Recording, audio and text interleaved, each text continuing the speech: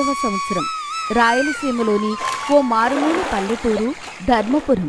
పేరులో ధర్మం ఉన్నా ఆ ఊరి నేల మీద మాత్రం కరుణ లేదు. గత 3 ఏళ్లుగా వాన చుక్కలేదు.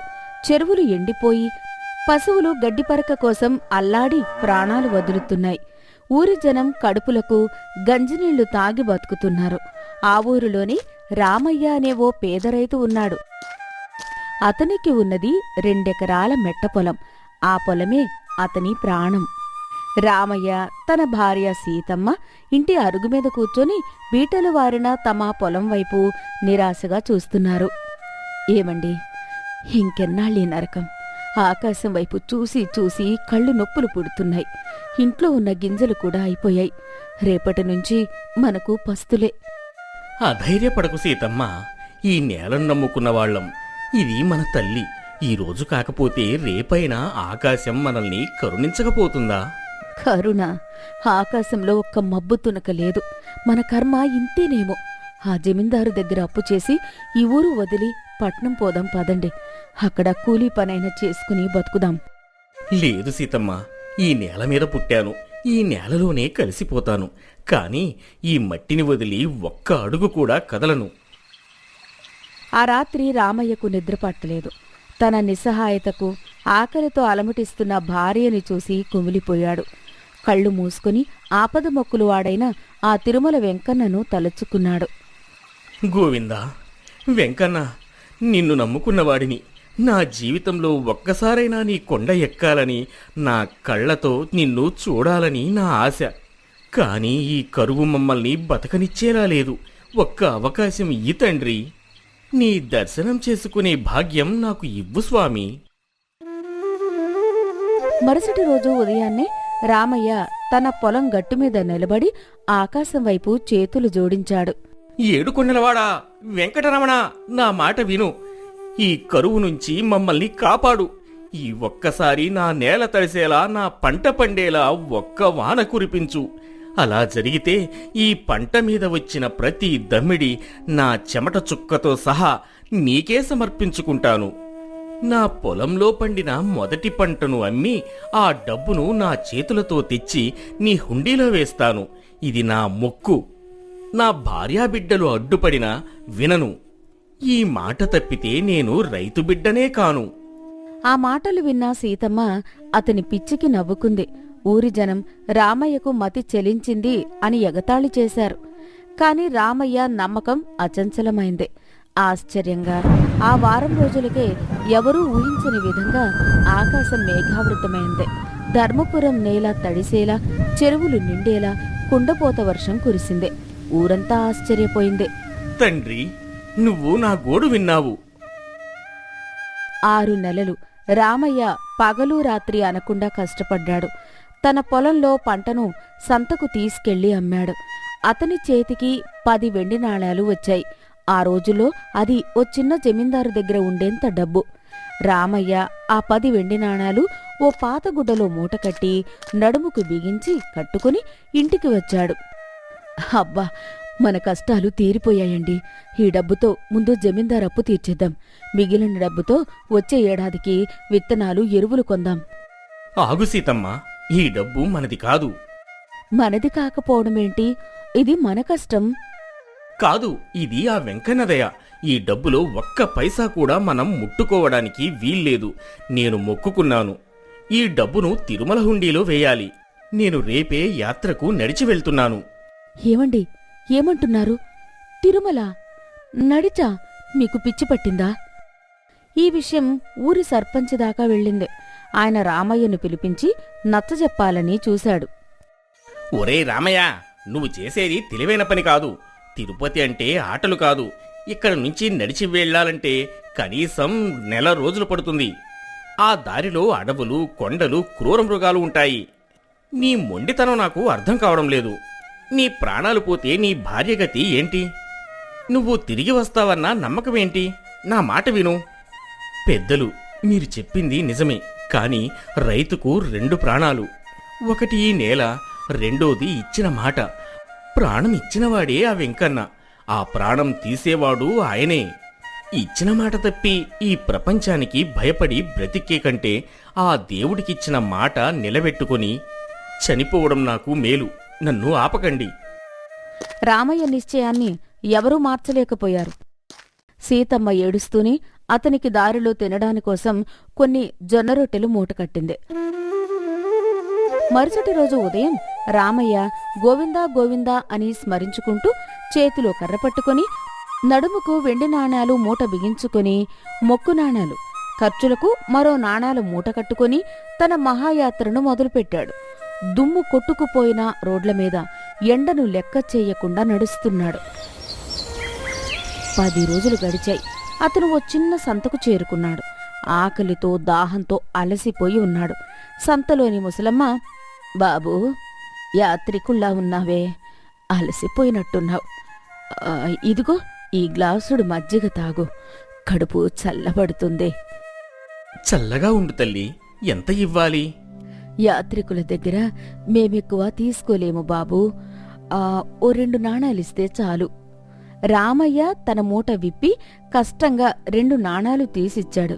అతను కొంచెం ముందుకు వెళ్ళాక ఇంకో వ్యక్తి మాటలు విని ఆగిపోయాడు. అదృష్టవంతుడివి, ఈమె దగ్గర మజ్జిగ ఒక్కానాకే వస్తుంది. తాను మోసపోయానని రామయ్యకు అర్థమైంది. కాని అతను వెనక్కి వెళ్లి గొడవ పడలేదు. గోవిందా, ఈ తల్లి నా దగ్గర ఒక అణా ఎక్కువ తీసుకుంది. బహుశా ఆ తల్లికి నాకంటే ఎక్కువ అవసరం ఉందేమో. అంతా నీ లీల. మరో వారం గడిచింది. రాళ్ళు రప్పల మీద నడవడం వల్ల రామయ్య పాదాలు పగిలి రక్తం కారుతోంది. సరైన తిండి లేక ఒంట్లో శక్తి సన్నగిల్లింది. అతనికి తీవ్రమైన జ్వరం వచ్చింది. కళ్ళు తిరిగి ఓ రామాలయం దగ్గర స్పృహ తప్పి పడిపోయాడు. రామాలయ పూజారి, ఓ పేద బ్రాహ్మణుడు రామయ్యను చూసి పరుగున వచ్చి లేవదీశాడు. అయ్యో, ఎవరయ్యా నువ్వు? ఒళ్ళు నిప్పుల కులిమిలా కాలిపోతుంది. తిరుమల వెళ్ళాలి స్వామి, నా మొక్కు. ముందు ప్రాణం నిలబడాలి, ఆ తర్వాతే యాత్ర. ఇక్కడే పడుకో. స్వామి, నా ప్రాణం కాపాడారు. నేను నిమిత్తమాత్రుడిని. నీరసంగా ఉన్నావు. ఇంకో 2 రోజులు ఇక్కడే ఉండు. పూర్తిగా కోలుకున్నాక వెళ్ళు. అలాగే స్వామి. యాత్రకు వెళుతున్నావు స్వామికి కానుకలు సమర్పించుకోవడానికే కదా? అవును స్వామి, ఇది నా మొక్కుబడి, నా మొదటి పంట. చూశావు కదా ఈ గుడి దీన పరిస్థితి. ఇక్కడ దీపం వెలిగించడానికి నా దగ్గర దమ్మిడీ లేదు. ఆ వెంకన్న, ఈ రాముడు ఇద్దరూ ఒకటే. నీ మొక్కులో కొంత ఈ గుడికి సమర్పిస్తే నీకు పుణ్యం వస్తుంది. రామయ్య ఒక్క క్షణం ఆలోచనలో పడ్డాడు. తన ప్రాణం కాపాడిన దేవుడు కళ్ల ముందే ఉన్నాడు. ఆకలితో ఉన్న పూజారి కనిపిస్తున్నాడు. కాని తాను మాట ఇచ్చింది తిరుమల వెంకన్నకు. స్వామి, నన్ను క్షమించండి. నా ప్రాణం కాపాడిన మీకు నా చర్మం ఒలిచి చెప్పులుగా కుట్టించినా మీ రుణం తీరదు. కాని ఈ డబ్బు నాది కాదు. ఇది వెంకన్న సొమ్ము. నా భార్య అడిగినా లేదన్నాను.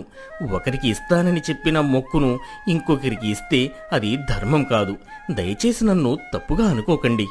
ఆ మాటలకు పూజారి ఆశ్చర్యపోయాడు. రామయ్య భక్తికి, అతని నిజాయితీకి చెలించిపోయాడు. నీలాంటి భక్తుడిని నేను చూడలేదు. నీ నమ్మకమే నిన్ను కాపాడుతుంది. నువ్వు నాకేమీ ఇవ్వనవసరం లేదు. నీ మొక్కు ఆ గోవిందుడికి ఖచ్చితంగా చేరుతుంది. పూజారి తన దగ్గర ఉన్న కొద్దిపాటి ఆహారాన్ని రామయ్యకు మూటగట్టి అతన్ని సాగనంపాడు. రామయ్య కొత్త శక్తితో, మరింత బలపడిన విశ్వాసంతో తిరుమల కొండల వైపు తన నడకను తిరిగి ప్రారంభించాడు. ఆ 7 కొండలు ఎంత దూరం నుంచి కనిపిస్తున్నా అతన్ని పిలుస్తున్నట్టుగా ఉన్నాయి. పూజారి ఆశీర్వాదం తీసుకున్న రామయ్య శేషాచలం కొండల అడవి మార్గంలోకి ప్రవేశించాడు. అది దట్టమైన అడవి. పగలే రాత్రిలా ఉంది.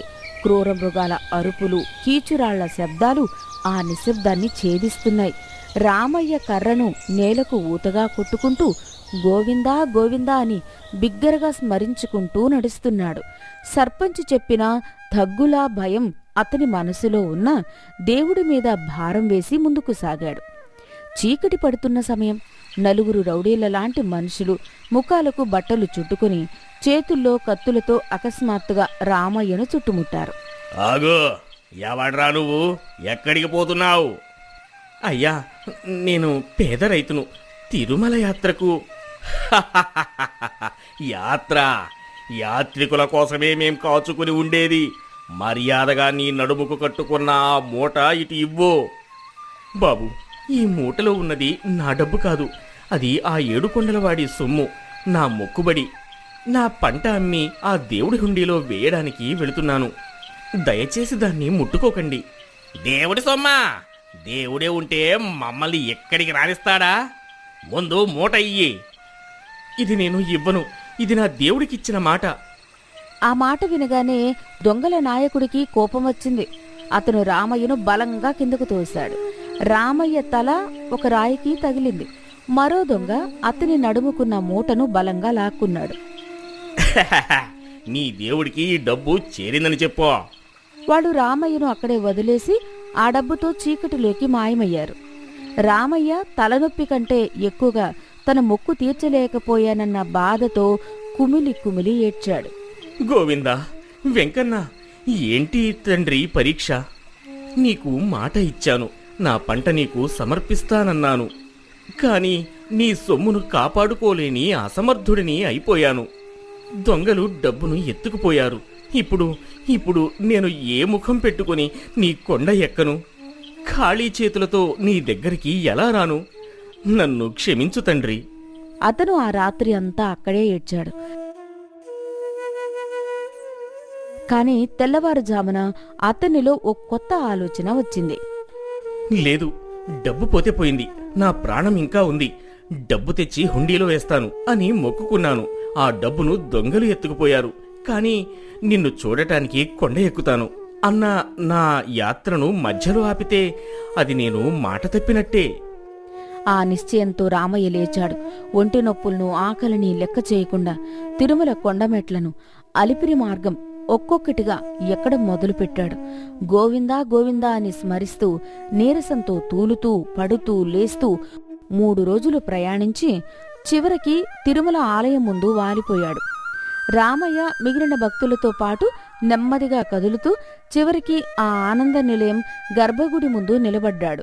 ఆ 7 కొండల స్వామిని, ఆ దివ్యమంగళ స్వరూపాన్ని చూశాడు. అతని కళ్ళ నుంచి ధారగా కన్నీరు కారడం మొదలైంది. అతనికి మాటలు రాలేదు. తండ్రి వెంకన్న, నేను వచ్చాను, నీ రైతు బిడ్డను వచ్చాడు. కాని నీకోసం ఏమీ తేలేకపోయాను. నా మొక్కుబడిని దొంగలు దోచుకున్నారు. ఈ చేతులు ఖాళీ చేతులు, ఈ దేహం గాయాలతో నిండి ఉంది. నా దగ్గర నీకు సమర్పించడానికి ఈ కన్నీళ్లు తప్ప ఇంకేమీ లేవు స్వామి. నా మొక్కును స్వీకరించు తండ్రి, నా యాత్రను పూర్తి చెయ్యి. రామయ్య అలా ఏడుస్తుండగా గర్భగుడిలో ఉన్న ప్రధాన అర్చకుడు ఒక్కసారిగా ఉలిక్కిపడ్డాడు. స్వామివారి మూల విరాట్టు పాదాల దగ్గర అంతకుముందు లేనిది ఇప్పుడు ఓ చిన్న పాత గుడ్డమూట పడి ఉంది. ఆ, ఈ మూట ఇక్కడికి ఎలా వచ్చింది? గర్భగుడిలోకి ఎవరూ రాలేదే. అర్చకుడు ఆ మూటను తీసి భయభక్తులతో విప్పి చూశాడు. అందులో సరిగ్గా 10 వెండి నాణాలు ఉన్నాయి. అర్చకుడికి ఒళ్ళు గగుర్పుడిచింది. ఇది ఖచ్చితంగా దైవలీల అని అర్థమైంది. భక్తులారా, 10 వెండి నాణేల మొక్కుబడిని స్వామివారే స్వయంగా స్వీకరించారు. ఆ మూట స్వామివారి పాదాల చెంత ప్రత్యక్షమైంది. ఎవరా భక్తుడు? స్వామి, అది నా మొక్కే. దొంగలు దోచుకుపోయినా అది నీకు చేరిందా తండ్రి? రామయ్య ఆనందానికి అవధులు లేవు. తాను పడిన కష్టమంతా మర్చిపోయాడు. దొంగల రూపంలో వచ్చింది కూడా ఆ స్వామి అని, తన భక్తిని నిజాయితీని పరీక్షించాడని గ్రహించాడు. తన మొక్కును ఆ గోవిందుడే దొంగల రూపంలో వచ్చి స్వీకరించాడని అర్థం చేసుకున్నాడు. రామయ్య యాత్ర పూర్తయింది. దేవుడి ప్రసాదాన్ని పట్టుకుని కొండ దిగి తన ఊరికి తిరుగు ప్రయాణమయ్యాడు. ఈసారి అతని నడకలో నీరసం లేదు. చెప్పలేని ఆనందం, ప్రశాంతత అతని ముఖంలో వెలుగుతున్నాయి. 4 రోజుల తర్వాత రామయ్య ధర్మపురం చేరుకున్నాడు. సీతమ్మ, ఊరి జనం అతను ప్రాణాలతో తిరిగి వచ్చినందుకే సంతోషించారు. రామయ్యకు ఆ ఏడాది 2 పంట పండింది. ఊరిలో కరువు పూర్తిగా తీరిపోయింది. దేవుడు భక్తుడి నుంచి ఆశించేది డబ్బు దశకం కాదని, అచంచలమైన నమ్మకం, ఇచ్చిన మాటకు కట్టుబడే నిజాయితీ మాత్రమేనని రామయ్య నిరూపించాడు.